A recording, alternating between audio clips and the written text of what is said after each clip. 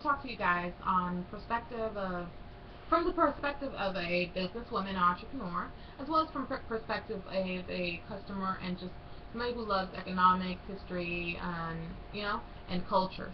Um, I wanted to share with you. I got an email from my business partner Jasmine. She forwarded it to me. It was basically an email that a competitor, and I'm not saying this, I'm not trying to malign the company. If you guys recognize this email, please do not comment the name of the company. I don't want to start any trouble there, but I just wanted to have a discussion. And basically, this company had sent out an email to their subscribers, right? And it was a pretty clever little email, and it was funny. But here's how it goes. The subject was, guess how much they charge for hair? Seriously, who is still paying these prices? The whole reason we got into the hair game was to force bigger companies to offer realistic prices. Some of them still don't get it. And then there's a screenshot of another company, and they circled the price, and they're like, laugh LMAO at their prices.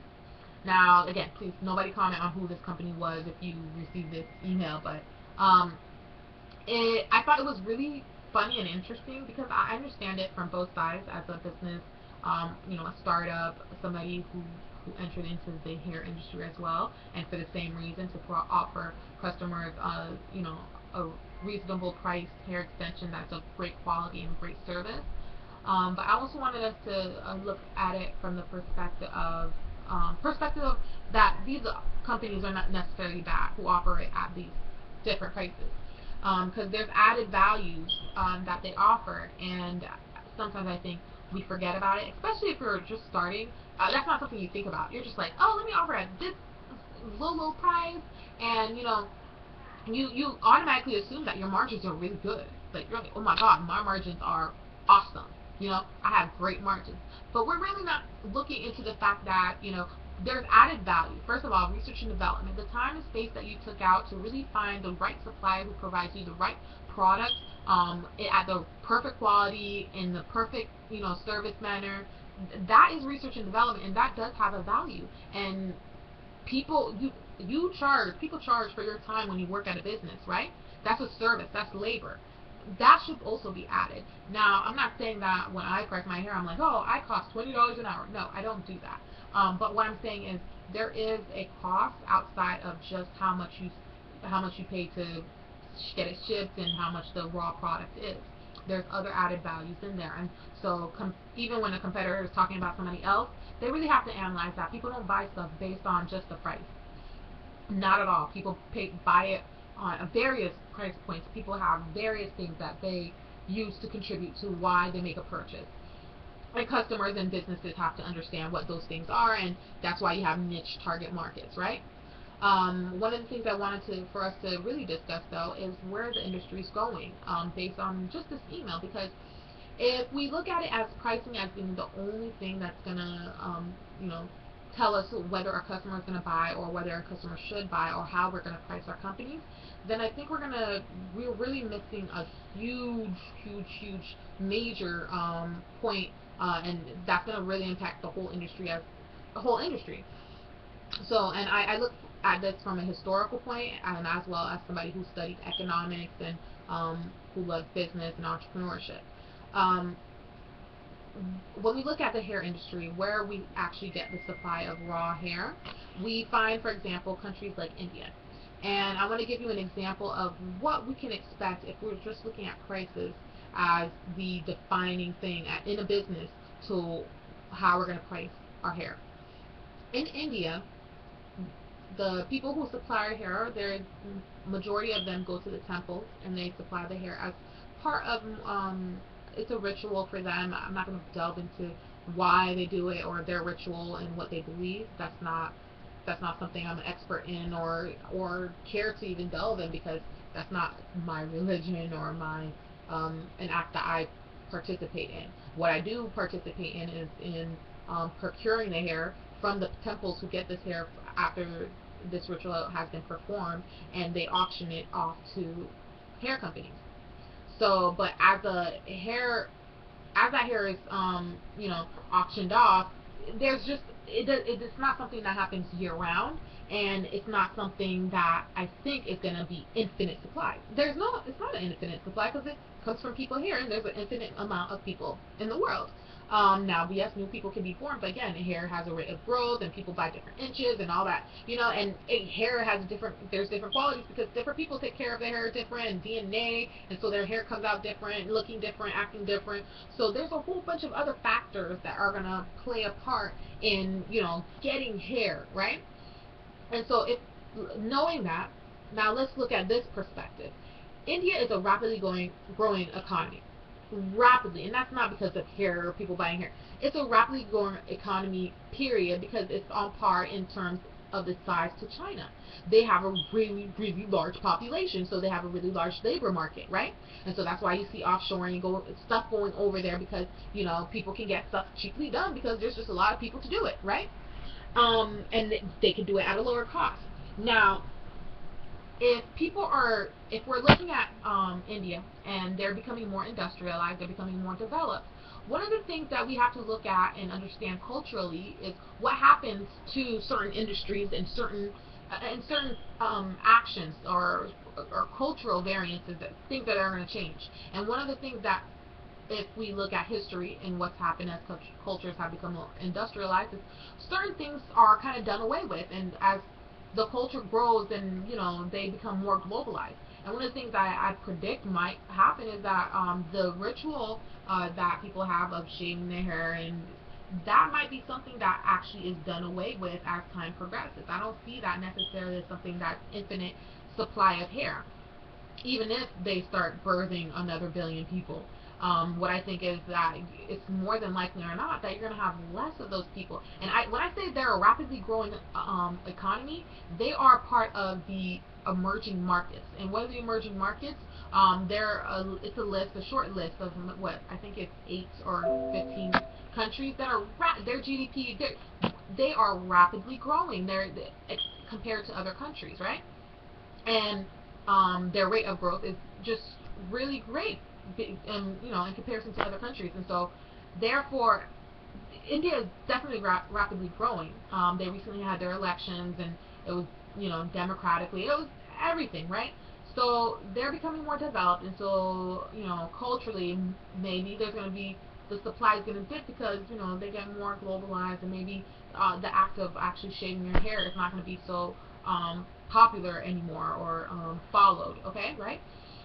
And another thing is that as they become, overall, just the whole world itself, as we become a more global economy, countries all over the world are becoming more industrialized. And what happens when a country becomes more industrialized? Not only the ones who are offering the hair, but the people who want hair. There's more people who want hair. In cases of every country, like Brazil, the women are starting to wear more extensions. Dominican Republic, it's all over the world, and it's not just exclusive of demographics who are wearing the extensions. Chinese people are wearing extensions. They're wearing wigs. South Koreans, everybody's wearing hair extensions, right? Because as the women have more disposable income, more of them want hair extensions, more of them want hair pieces. Look at the celebrities that we admire. All of them, practically all of them, are wearing hair extensions. And so we're looking at supply going down and demand going up. And even if supply doesn't even go down, even if supply stays there, supply is not going to go up. There's an infinite amount of people. And I don't see India or China creating any laws where you have to have more children. If anything, just like China, they're going to try and limit the amount of people born in the country, because half the population is under the working age. They're going to want to lower childbirth rate. So you're not going to have as much people who can offer that hair, period, in itself, right? So we're going to see supply either be stagnant or it's going to decrease. And that's my prediction. I could be wrong. Somebody else give me some data and whatever, and this is an opportunity to discuss the industry, of course. But one thing I know for sure is, though, demand is going to go up. And so that's when we have to look at economics. When that happens, when supply goes down or it's stagnant and demand goes way up, prices go up, because now you have a scarcity. There's not enough. And so now everybody's fighting to get the same thing that used to be in abundance. It's not in abundance anymore. And so when we're doing prices as companies, we have to take that into perspective. How are we affecting prices not only now but in the future? So our actions now, how we price our products now, are going to affect the future in terms of what value people get. Now, it's not to say that it's wrong to offer a price at the bare bones, lower margins, because some people, that's why you have Walmart.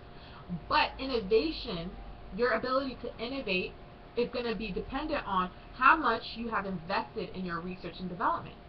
So we're not going to look for research and development to be happening in industries that just care about their profit margins, because everything that happens in the profit margins goes straight into the pockets of the people running that business.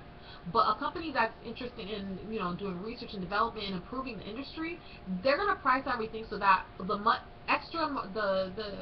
extra cushion they get in the margin, that goes back in improving the services they offer. And they're you're running a business on a predictive manner. You're not just basing it on revenue now. You're basing it on what you can offer in your sector, in your industry, in the future for your customers, that they're going to enjoy, that they're going to find value in. And industries all over the world, not only the hair industry, that's how you run your business. So I just want to share that point, because I think it's something that's sometimes lost, because as entrepreneurs, sometimes when we first start, we get all excited, we're able to offer this, and we're thinking this from a customer's mind point of view, but we have to really analyze it and think about it from the point of view of people who, looking in history, looking at economics, looking at the global world and how cultures are changing, and everything's changing, supply and demand. It's just supply and demand. History can even show this fact when we looked at why we have so much regulation in industries, because of monopolies. And what monopolies did, or some industries do, is they come into a neighborhood, they offer the lowest prices, right? And they do it for such a long time because they have some money to back them up. They can do it for as long as they can, that they run the other business out of the other competitors in the area out of business. And once they run the other competitors in the area out of business, they are the only source of that particular product, and so they can price it at any price arbitrarily, because there's no competition, right? And so we want to avoid that, and that's really why I wanted to discuss that, because I feel like I don't want it to be all one-sided, and we assume that all customers are the same and make purchase decisions based on prices. It's just not true, and businesses should try to be more aware of their impact on the global economy and how the industry is changing, because Samsung and iPhone don't just exist completely separate and just banter about each other. No, they have to go to workshops and technology forums that talk about the advancements in the industry, or changes in the industry, because they're both involved in it, and so there's a spot and area for them to work together, actually, as much as they're competitors, to work together, because iPhone people are not trying to attract Samsung people, and Samsung people are not trying to attract iPhone people. It's two different cultures, two different people expecting two different things. So that was my point. Peace out. Low battery, but I hope you guys enjoyed this. Please comment, subscribe, and Twitter me at OneWay or at DhatLook, or Instagram me at OneWay at DhatLook, so that we can further discuss this discussion, and give me your input, okay? Thank you so much for listening, and that was just a segment of Business with Whitney. I'm cheesy.